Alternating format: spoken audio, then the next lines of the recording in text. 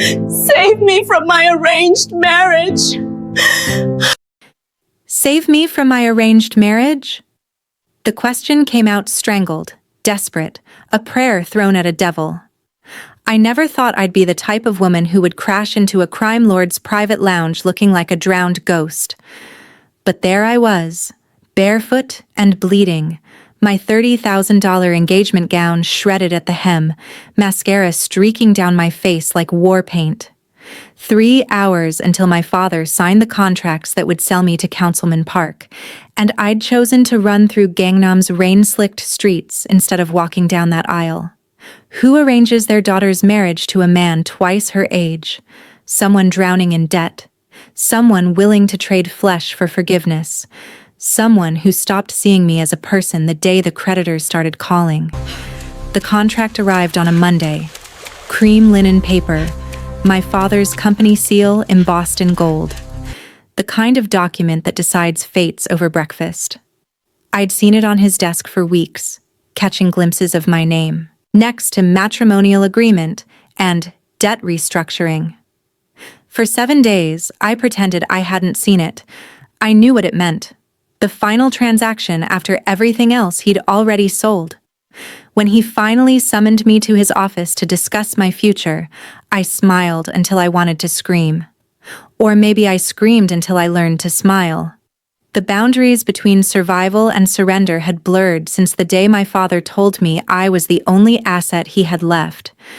The man sitting in the shadows of the VIP lounge looked like violence wrapped in expensive fabric. Not just dangerous, though the gun holstered under his suit jacket caught the low light, but the kind of controlled lethality that comes from never having to prove anything. He was Korean, like my father. But unlike the weak man who'd raised me, this man had a presence that consumed oxygen without apologizing for it.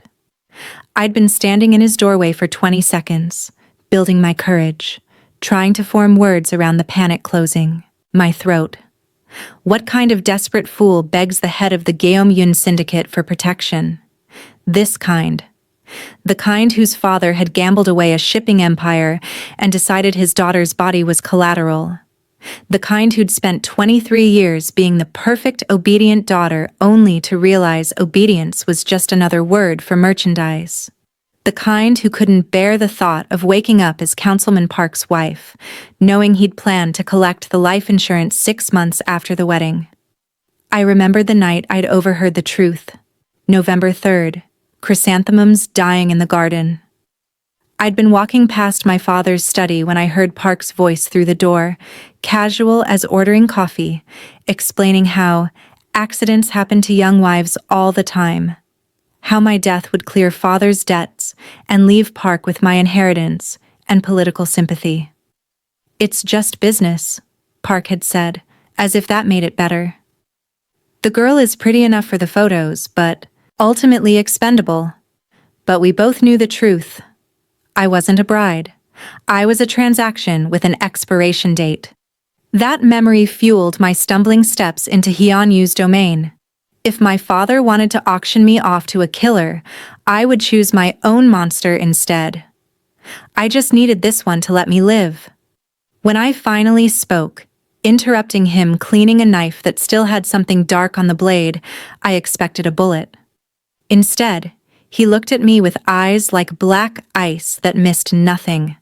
Not my torn dress, not my bleeding feet, not the bruises on my wrists from where father's men had tried to stop me from running. I choked out my proposal, offering myself as an asset he could use, explaining my pathetic situation in fragments between gasping breaths. The shame should have burned. But fear had cauterized those nerves. When survival meets dignity, dignity bleeds out first. "Save me from my arranged marriage?" The words hung in the air between us like gun smoke. I'd rehearsed this moment during my barefoot sprint through 6 blocks of rain, but nothing prepared me for the predatory assessment in his expression. Not mercy. Something else. Calculation, maybe. I expected him to laugh, to call his guards, to simply shoot me for the intrusion. Instead, he set down the knife. And why? Hyeon-u asked, his voice low and sharp as a blade pressed to skin. Should I save a lamb from the slaughterhouse? His eyes traveled over me, taking inventory of damaged goods. Because, I whispered, forcing myself to hold his gaze even though every instinct screamed to look away, I'm willing to belong to the wolf instead. The words tasted like copper and defiance mixed on my tongue. Christiana, I told him, my voice steadier than my hands. Christiana Seoul. Hyeon-u, he replied and stood. 6 feet of lethal grace in a 3-piece suit. I don't save people, Mrs. Seoul, but I do make investments. He crossed the space between us, and I could smell gunpowder and expensive cologne. Tell me why you're really here. Not the running away part, the choosing me part. I wanted to feed him lies about protection, about sanctuary, about being innocent. But something in his gaze demanded payment in truth. Because dead women can't run, I said, the words cracking open the fear I'd been holding back. My father sold me to a man who's going to kill me for the insurance money. In 3 hours, I'll be Mrs. Park. And in 6 months, I'll be a funeral. So I'm here because you're a killer too, but at least you're honest about it. The bitterness in my voice surprised even me. 23 years of being the perfect daughter, and all I had to show for it was this burning need to survive at any cost. Hyeon-u smiled, slow and dangerous as poison. I'll do it, he said simply, but we do this my way. That's how it started. Not with salvation, not with kindness, with desperation and a contract signed in the den of a predator.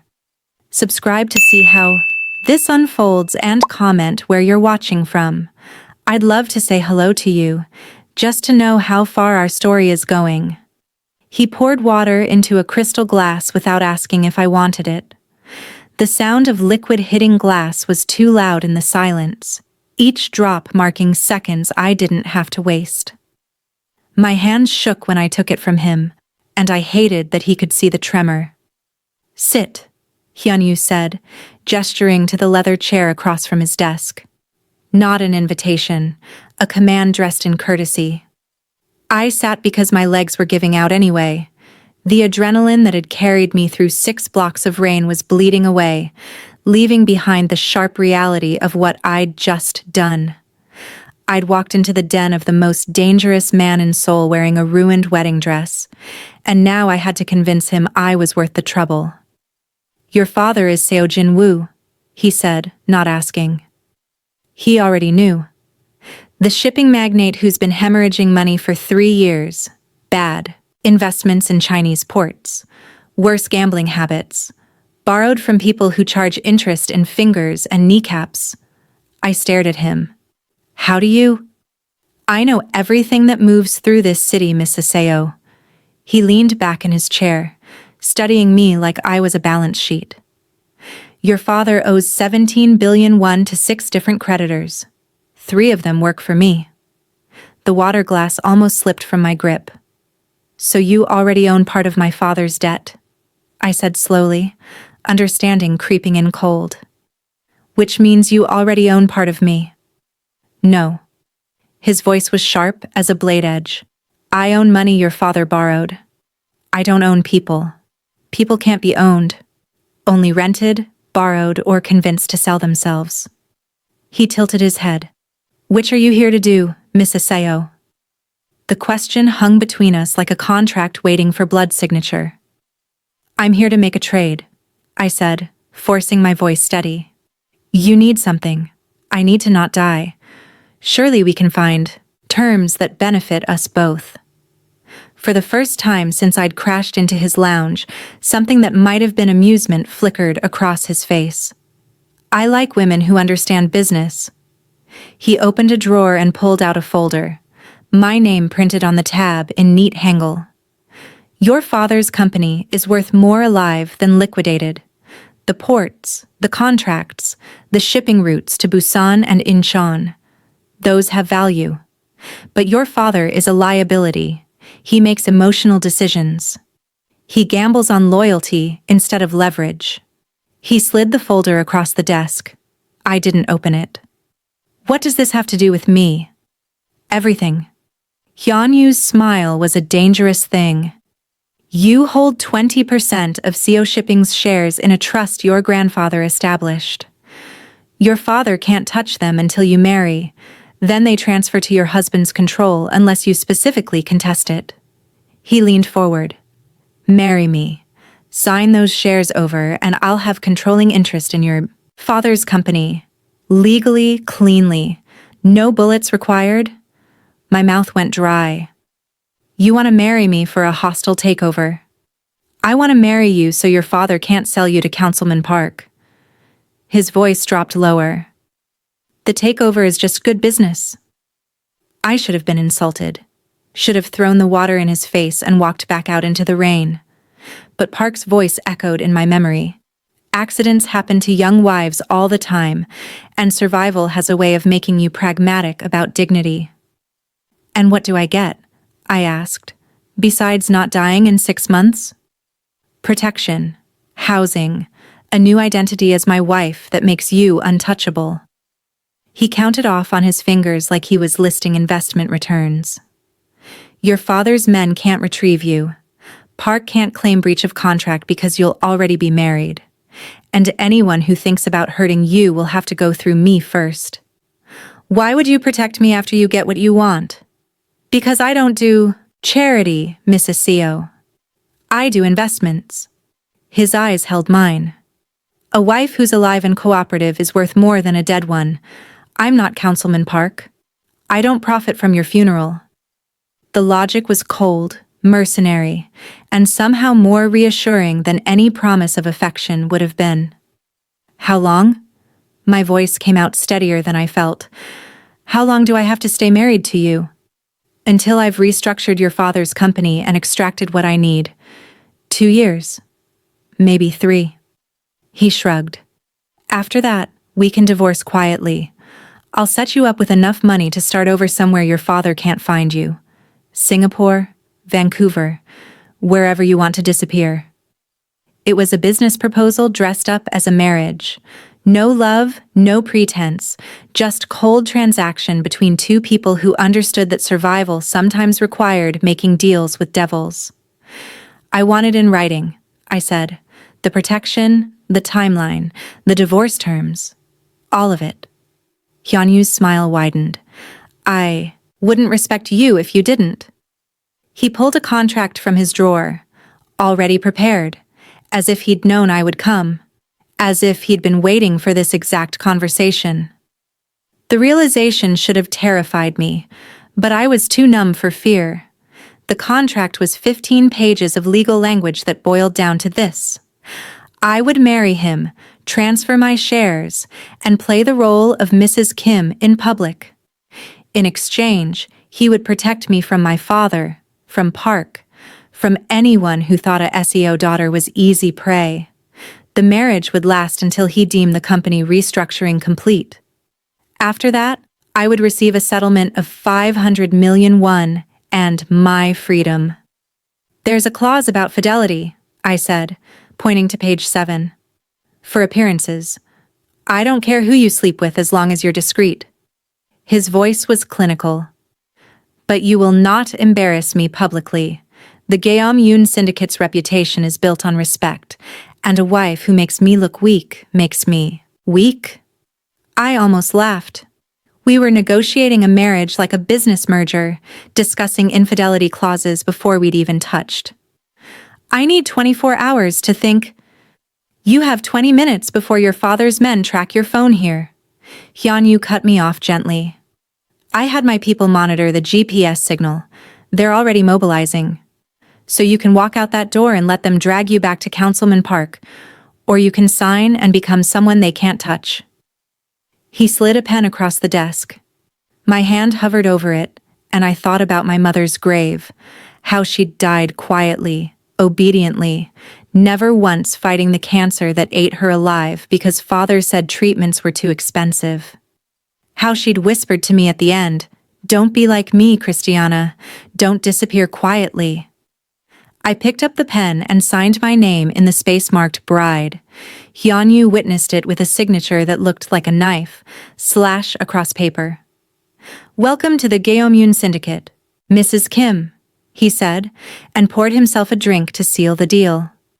The wedding happened in a courthouse at 3 a.m. with 2 of Hyeon-u's men as witnesses.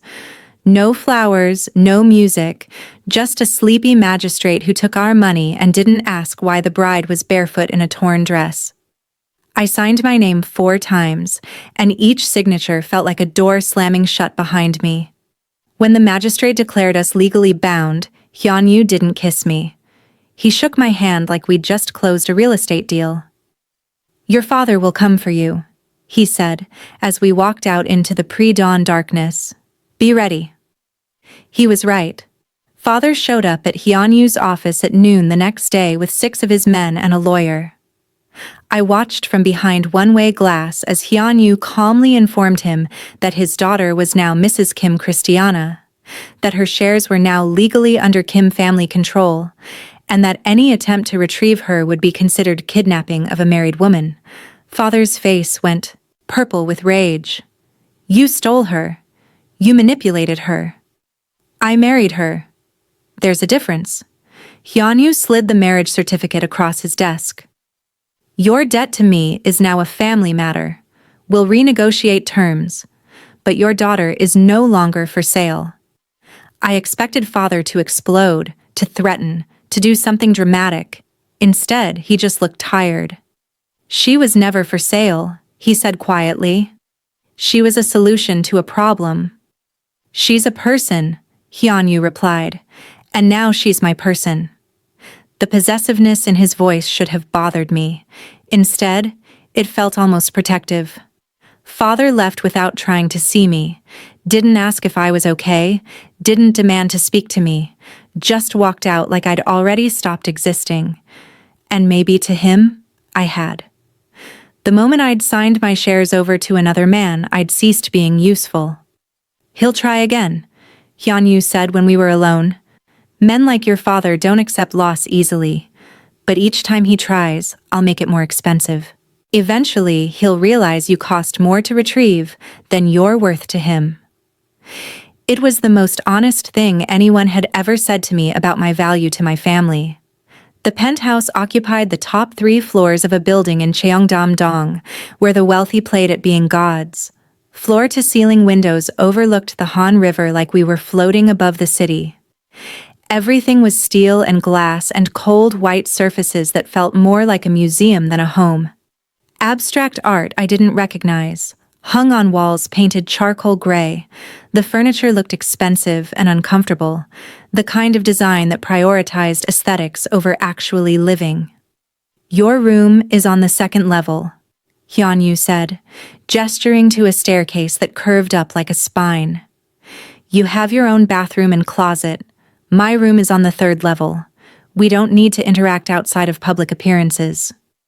The distance in his voice was almost insulting after everything we'd just bound ourselves to. "So I'm just supposed to live here alone while you run your empire?" I asked, following him up the stairs. "You're supposed to be safe here," he corrected. "There are guards on every floor, cameras at every entrance. No one comes up without my authorization." He stopped at a door and pushed it open. "This is yours." The bedroom was larger than my entire apartment had been. A king bed with white linen sat against one wall, pristine as an operating table. Built-in closets lined another wall, currently empty except for the torn wedding dress someone had hung up like evidence.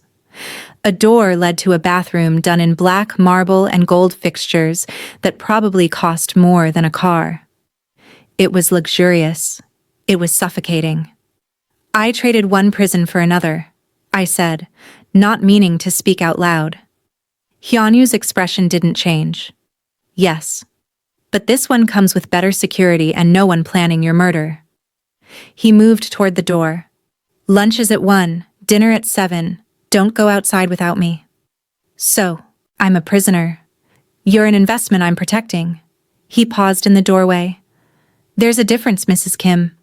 You just haven't learned to see it yet." He left me alone in that white room that felt like a tomb dressed as luxury. I spent the first week learning the geography of my new cage. The penthouse had a gym I didn't use, a library filled with books in Korean I couldn't read, and a kitchen staffed by silent women who prepared meals I barely touched. Guards nodded at me in hallways but never spoke. It was like living in a five-star hotel where everyone knew I didn't belong. Hyeon-u was gone most days, returning late smelling like smoke and something darker. We ate dinner together in silence, a domestic ritual that felt like playing house with a stranger. He would ask if I needed anything. I would say no. We would finish our food and retreat to separate floors like coworkers clocking out. On the 8th day, he came to my room carrying garment bags. "Get dressed," said, hanging them on my closet door. "We have an appearance tonight." "What kind of appearance?" "The kind where you smile and let people see that Hyeon-u Kim's wife is alive and well." He looked me over critically. "Wear the black dress and burn everything else in your closet." I stared at him. "Excuse me? Your wardrobe is an insult to both of us." He started pulling clothes out. The modest skirts and pastel blouses I'd worn to please father, the conservative dresses that screamed good daughter. "These are costumes for a woman who is trying to disappear. You're not that woman anymore. You don't get to decide." "I do, actually. When you walk into a room next to me, people will make calculations."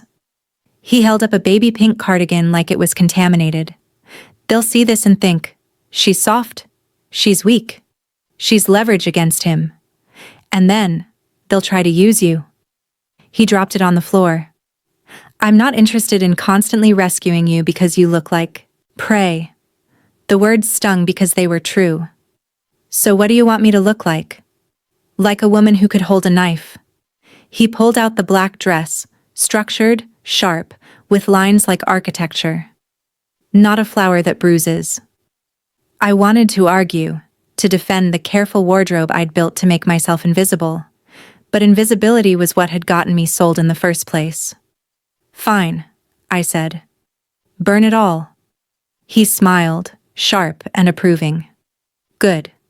Now get dressed. We have weapons to buy you." By weapons, he meant a new wardrobe. He took me to a private showroom in Gangnam where designers brought pieces like offerings to royalty. No pastels, no flowers, nothing soft or apologetic. Instead, tailored blazers in charcoal and black, silk shirts the color of bruises, trousers that made me look taller, sharper, dangerous. Dresses cut like armor, designed to command rather than please. "Try this," Hyeon-u said, handing me a midnight blue suit that looked like it had been designed for someone important. When I emerged from the dressing room, he studied me the way he studied contracts, looking for flaws, calculating value. "Better," he finally said. "Now you look like someone worth the trouble of killing." It should have been an insult. Instead, it felt like the first honest compliment I'd ever received. The underground gambling den existed in the basement of a restaurant that served as camouflage. Hyeon-u led me through a kitchen that smelled like soy and garlic, past chefs who didn't look up, downstairs that descended into a different world entirely. Red lighting, smoke thick enough to choke on, the sound of cards shuffling and chips clicking like teeth. Men in expensive suits crowded around tables, betting money I couldn't imagine. Women in dresses that cost monthly salaries hung on their arms like accessories. Everyone looked up when Hyeon-u entered. A ripple of recognition, of respect, edged with fear. "Stay close," he murmured, his hand at the small of my back. "Don't speak unless spoken to. If someone insults you, smile. And if I want to insult them back?" His lips twitched. "Then do it in a way that makes me proud." We moved through the crowd like sharks through smaller fish. Men stepped aside. Women assessed me with calculating eyes. I could feel the weight of their judgment. Who is she? Where did she come from? Is she important or just decorative? A man stepped into our path. Older, expensive watch, the kind of face that looked used to getting what it wanted. "Hyeon-u," he said, smiling with too many teeth. "I heard you got married. Didn't realize you'd developed a taste for charity cases." The room went quiet, the kind of silence that precedes violence. Hyeon-u's expression didn't change, but I felt his hand tighten slightly against my back. A warning. Let me handle this. But I was so tired of being handled. And I didn't realize Jin Corporation was so desperate they'd send their CEO to underground gambling dens, I said, my voice carrying across the sudden silence.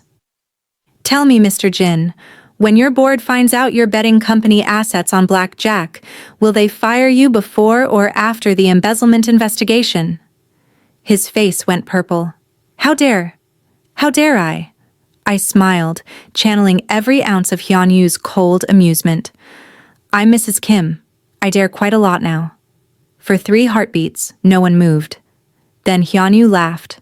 A real laugh, sharp and genuine as a blade finding home. "My wife makes an excellent point, Jin-si." He steered me past the sputtering man. "Perhaps you should fold for the evening."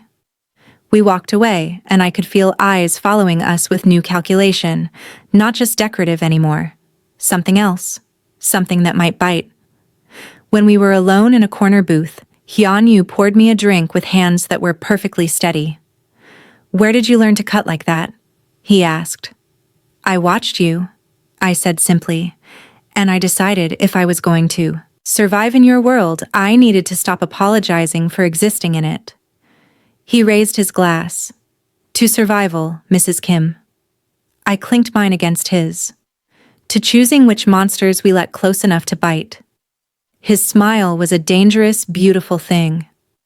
"I think I'm going to enjoy being married to you," and for the first time since signing that contract, I thought maybe I would survive this after all.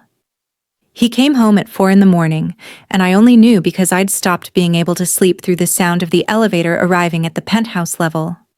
Some instinct I'd developed, the awareness of when the apex predator returned to his territory.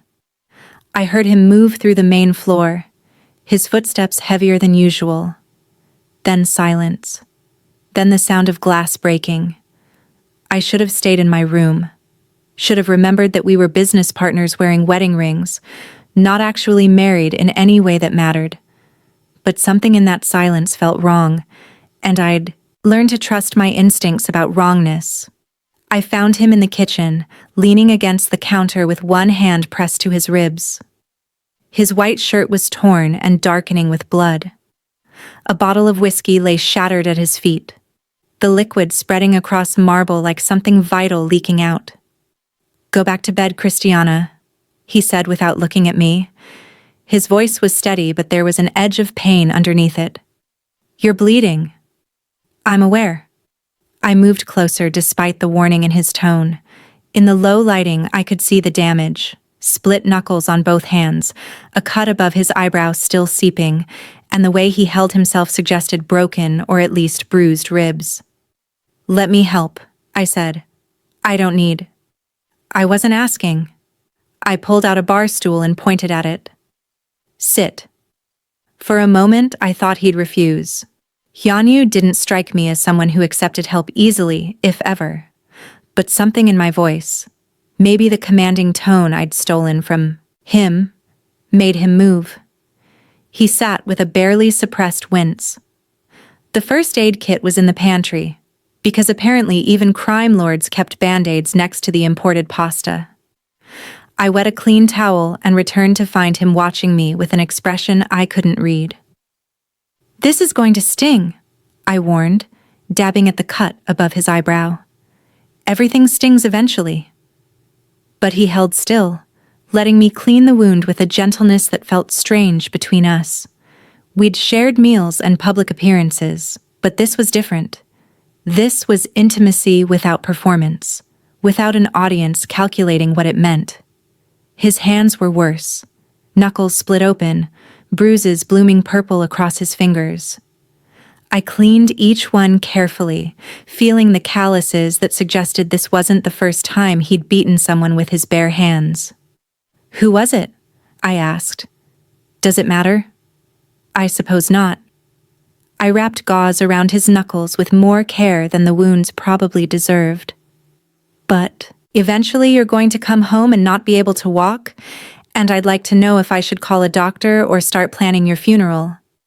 He laughed, a short, sharp sound. You've developed a sense of humor, Mrs. Kim. I've developed a sense of reality. I moved to his ribs, and he tensed when I touched the fabric. Shirt off. I need to see. Christiana. Shirt. Off. I met his eyes. You don't get to play invincible with me.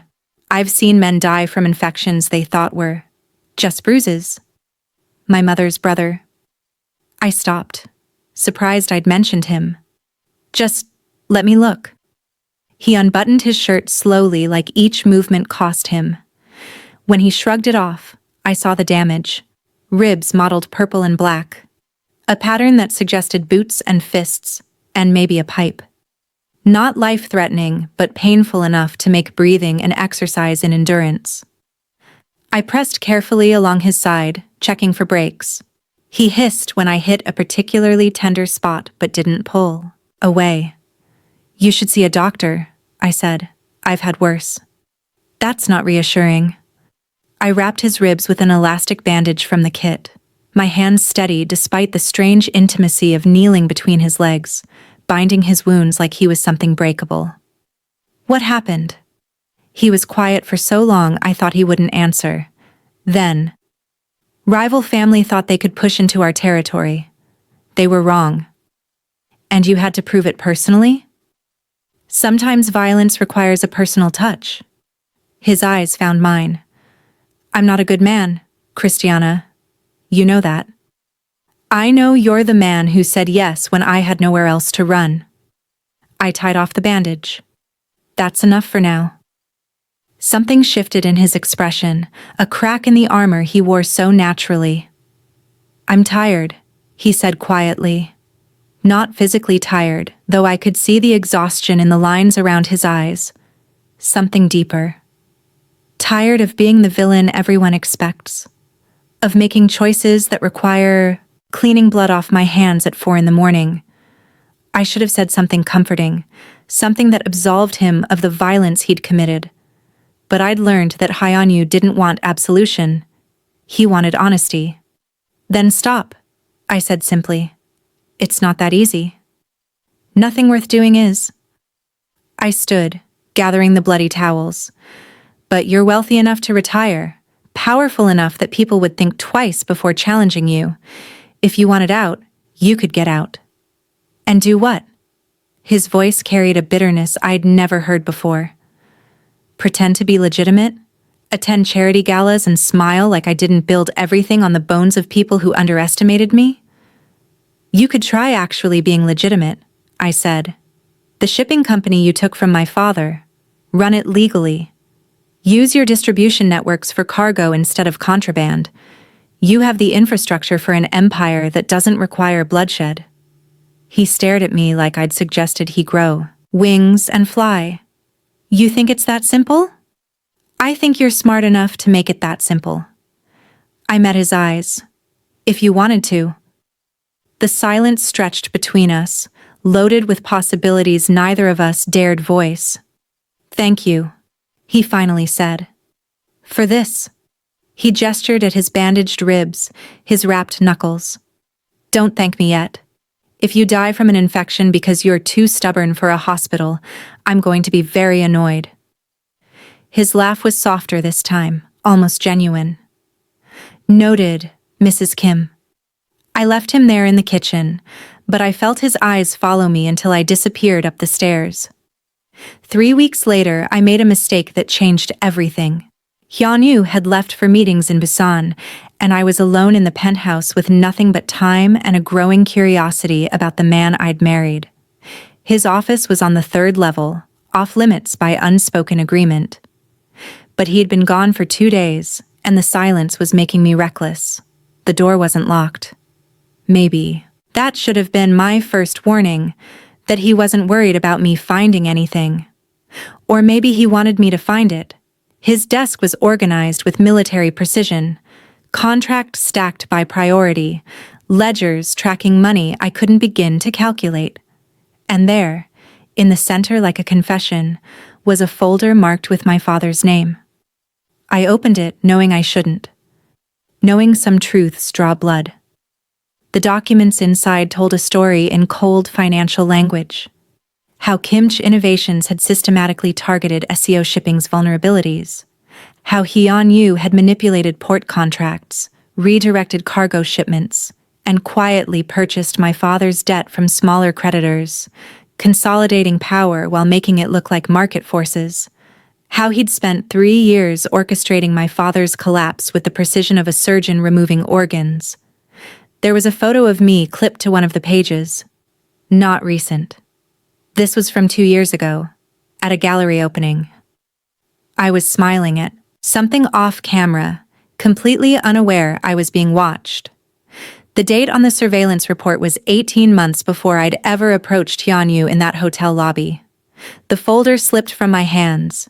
He'd been planning this, not for months, for years. My father's bankruptcy, the arranged marriage to Park, my desperate escape, all of it orchestrated like a chess game where I'd been a piece he'd been moving into position. I heard the elevator arrive and knew he was home early. Knew he'd find me here with evidence of his manipulation scattered across his desk like accusation. Hyeon-u appeared in the doorway, still wearing his coat from traveling. He looked at me, looked at the open folder, and his expression didn't change. "You weren't supposed to find that yet," he said calmly. "Yet?" My voice came out strangled. "You were planning to tell me you destroyed my father on purpose? That you've been watching me for years? That everything, my approach in the hotel, the contract, this marriage, was all part of some elaborate scheme?" Yes. No hesitation, no apology. Eventually, I wanted to scream, to throw something, to hurt him the way this revelation was hurting me. Instead, I just stood there, shaking with rage that had nowhere to go. "Why?" The word came out broken. "If you wanted the company, you could have just bought it. Why did you need me?" He moved into the office, closing the door behind him with a gentleness that felt obscene given what he'd just admitted. "Because your father wouldn't have sold? Not to me, not to anyone he considered beneath his class." Hyeon-u's voice was matter-of-fact, like he was explaining basic economics. "But if I married his daughter, became family, legally I could take everything. The shares, the company, the legacy he valued more than your life. So you bankrupted him. Pushed him into selling me to Park, created a situation so desperate I'd have to run." I stopped, the full picture emerging like something obscene. "You created the storm so I would have to run to you." "Yes." The admission hung between us like smoke from a gun. And the contract? The protection? Was any of that real or just another way to manipulate me into giving you what you wanted? "The protection is real," he said quietly. "Park did plan to kill you. Your father did sell you to clear his debts. Those threats existed independently of my plans. I just capitalized on them." Capitalized. I laughed, and it sounded unhinged even to my own ears. "You watched me for years, destroyed my father's company, engineered a situation where I'd be desperate enough to approach you, and you call it capitalizing? I call it strategy." He moved closer, and I hated that I didn't step back. "Your father was a target regardless. The arranged marriage was his own desperation. I didn't create your suffering, Christiana. I just gave you an exit from it that benefited us both. An exit you controlled." My hands were shaking. "You played me like one of your business acquisitions." "Yes." His eyes held mine. "But that doesn't make the protection less real. Doesn't mean I'm not keeping my end of the contract. You're alive. You're safe. Your father can't touch you. Would you prefer I'd let Park marry you instead?" The logical part of my brain recognized he was right. The emotional part wanted to claw his eyes out. "I want you to admit that you used me," I said, my voice low and dangerous. "That I was never a person to you, just a means to an end." Something flickered across his face, an emotion too quick to name. "You were both," he said finally. "I won't apologize for pursuing what I wanted, but I won't lie and say you're only business to me anymore. What am I then?" He looked at me for a long moment, and I saw something I'd never seen before in Hyeon-u's eyes: uncertainty. "I don't know," he admitted, "and that terrifies me more than any rival family ever has." I left him standing in his office surrounded by evidence of his manipulation, went to my room and locked the door even though locks meant nothing in his building. I wanted to hate him, wanted the fury to burn clean and simple. Instead, all I felt was exhausted. Because he was right. Park would have killed me. My father had sold me. And Hyeon-u, manipulative, calculating, ruthless Hyeon-u, had given me a way to survive that didn't end in a coffin. The fact that he'd engineered the entire situation didn't change that I'd chosen him. The message came 3 days later, forwarded through channels that suggested my father still had reach despite his diminished circumstances. A number I didn't recognize. A voice I'd grown up hearing make promises he never kept. "Christiana." Father's voice on the recording was carefully controlled. "I know what Kim has done. I know he manipulated you into this marriage. I'm prepared to offer you a way out.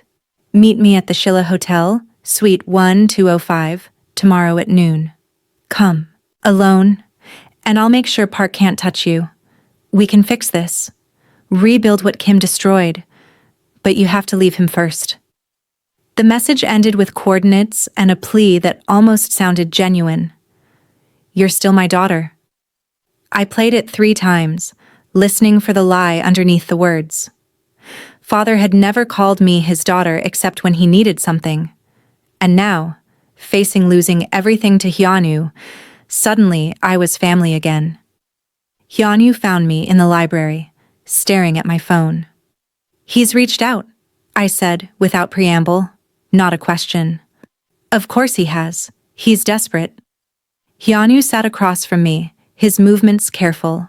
We'd barely spoken since I'd found the folder. "Will you meet him?" I expected threats. Expected him to forbid me from going. Instead, he just waited for my answer like it was my choice to make. "He says he can protect me from Park."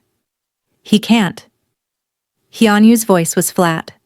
"Park has resources your father doesn't, and your father has already proven he'll sell you to the highest bidder.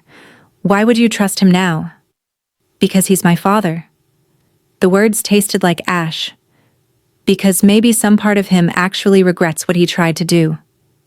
And maybe he's lying to get you close enough to hand you to Park himself. Hyeon-u leaned forward. "I won't stop you from going.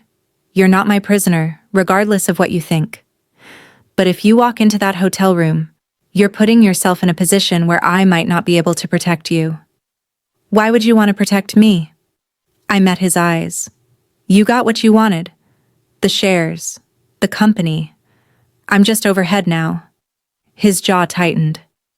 "Is that what you think?" I don't know what to think anymore. My voice cracked despite my best effort. "You orchestrated my entire life falling apart so I'd run to you. How am I supposed to trust anything between us is real?" "You're not." He stood, moving to the window with his back to me. "You're supposed to make a choice based on outcomes, not feelings. Your father offers protection he can't guarantee, and family that's already betrayed you. I offer protection you've experienced and honesty about my intentions, even when it damns me." He turned to face me. "So choose, Christiana. The blood family that sold you, or the monster who at least admits what he is." I should have gone to my father. Should have tried to rebuild those bridges, however burned. But I kept thinking about Hyeon-u's bruised ribs, about the way he'd admitted he was tired of being the villain. about how he'd never once lied to me, even when the truth made him look monstrous. My father had spent my whole life lying with kindness. Hyeon-u had only ever offered brutal honesty. I deleted the message. "I'm not meeting him," I said. "Not because I forgive you for manipulating me, but because at least with you, I know where the knife is coming from." Hyeon-u's expression didn't change, but something in his shoulders relaxed. "That's possibly the most pragmatic declaration of loyalty I've ever received," he said. "Don't mistake pragmatism for loyalty." I stood, moving toward the door. "I'm choosing survival. Same as I did when I approached you in that hotel. If you betray me the way he did, I'll find another monster to run to." "Fair enough, Mrs. Kim." But we both knew I was lying. There was no other monster I'd run to. The invitation arrived in a cream envelope with gold embossing, exactly like the one that had driven me to Hyeon-u months ago. Except this time, it was for our wedding, a real ceremony to replace the courthouse signing. "Your father will come," Hyeon-u said when I showed him the guest list his people had prepared. "He'll see it as his last chance to retrieve you." "Then why invite him?" "Because I want him to see exactly what he lost." His smile was sharp as wire. "And because if he's planning something, I'd rather it happen on ground I control." The ceremony was set for the Pine Hall at the Grand Hyatt, a venue that screamed money and power in equal measure. Hyeon-u's people swept it for weapons 3 times. Guards were positioned at every entrance, dressed in suits that hid holsters. It should have felt like a wedding. Instead, it felt like preparing for war. I wore white because tradition demanded it, but the dress was more armor than gown. Structured bodice, no train to trip over, sleeves long enough to hide the small knife Hyeon-u had insisted I carry. "You look like a queen preparing for battle," he said when he saw me. "That's because I am." The ceremony started normally enough. Guests arrived. Business associates, family members I'd never met, people whose presence was more strategic than social. My father came alone, looking older than I remembered. He sat in the back, watching with an expression I couldn't read. The officiant began the traditional vows. I repeated the words in Korean, feeling their weight settle over me like a contract more binding than the one we'd signed months ago. When it came time for Hyeon-u's vows, he looked at me with something that might have been real. "I promise to protect what's mine," he said, deviating from the script, "even when it costs me." Then the windows exploded. Glass rained down like lethal snow. Screams erupted as men in tactical gear repelled through the shattered openings, guns already firing. Hyeon-u threw himself over me, his weight crushing me to the floor as bullets chewed through where we'd been standing. "Stay down," he commanded, but I was already moving, my hand finding the knife under my sleeve. Father's men poured through the doors, not a rescue, a retrieval. And standing behind them, smiling like this was exactly what he'd planned, was Councilman Park. "Christiana," Park called over the chaos. "This farce ends now. You're coming with me." Hyeon-u pulled a gun from his jacket. Apparently his wedding attire also hid weapons, and returned fire with brutal precision. His people engaged Park's men, and the wedding hall transformed into a war zone. I saw Father trying to reach me, pushing through the fighting. For a moment I thought he'd come to protect me. Then I saw Park motion to him, and Father grabbed my arm with a grip that left bruises. "We're leaving," he said. "Not a request." I drove the knife into his hand. He screamed, releasing me, and I scrambled toward Hyeon-u through smoke and gunfire.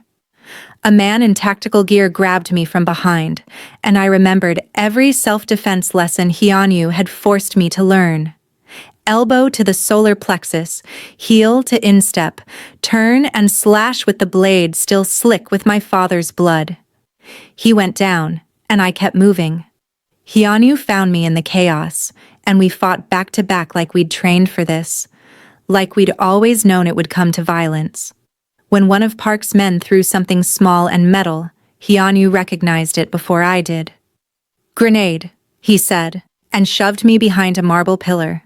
Then he covered the blast with his own body. The explosion was less sound than pressure, a force that knocked me off my feet and left my ears ringing. When the smoke cleared, Hyeon-u was on the ground, his back shredded, blood spreading too fast. "No." The word came out strangled. I crawled to him, putting pressure on wounds that were too many to count. "You don't get to die. You don't get to manipulate me into giving a damn about you and then die." He smiled through blood-stained teeth. Dramatic. Even when I'm the one dying. "Shut up. Save your energy." I screamed for his men, for medical help, for anyone who could stop the bleeding that was slipping through my fingers. The rest of the fight was a blur.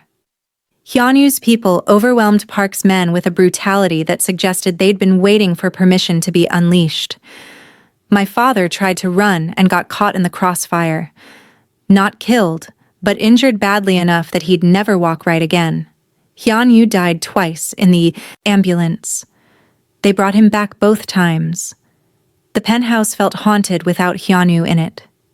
He spent 3 weeks in a private hospital while surgeons rebuilt his back piece by piece.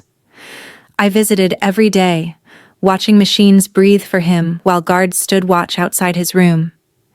His mother came once, looking small and worried in a way that reminded me she'd raised him alone in a world that had tried to destroy them both. "He's never protected anyone the way he protects you," she said quietly. "I was worried the violence would hollow him out. But you make him want to be more than what he had to become to survive." I didn't tell her about the manipulation, about how he'd orchestrated my father's fall. Some truths were between Hyeon-u and me alone. When he finally came home, moving carefully with bandages still visible under his shirt, I had already made my decision. The hostile takeover of Seoul shipping had been finalized while Hyeon-u recovered. My father's company now belonged to Kimchi Innovations, legally, permanently. And since I was Hyeon-u's wife, and he was incapacitated, I had power of attorney.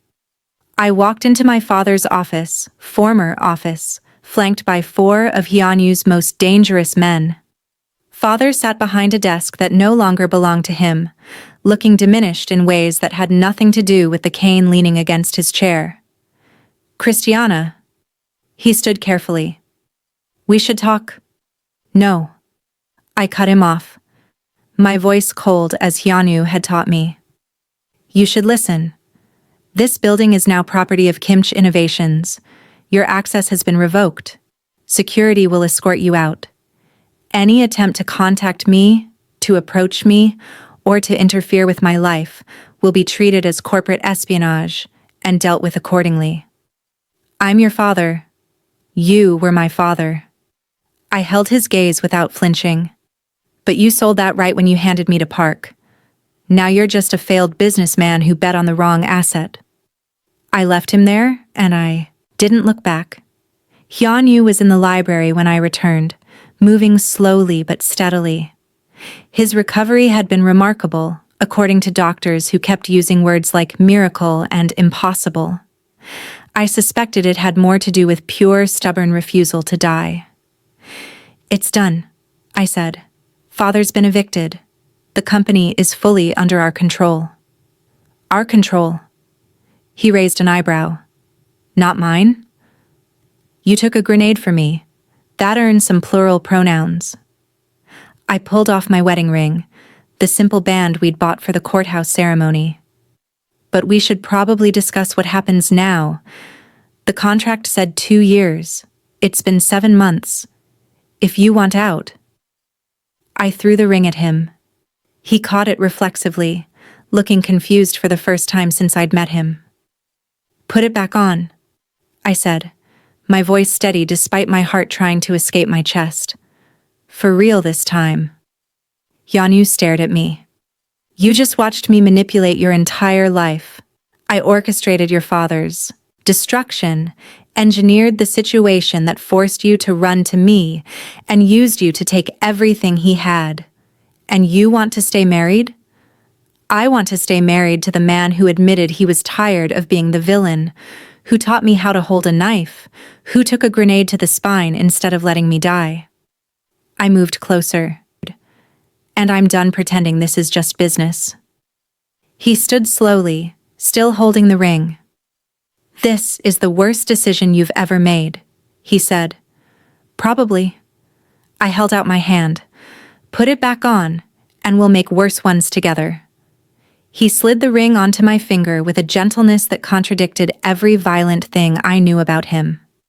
For real this time, he agreed, and kissed me like a promise that would definitely end in fire.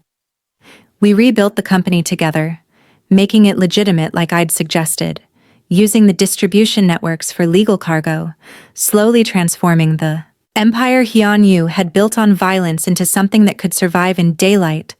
It took years, and there were setbacks, and people who thought the transition made us weak.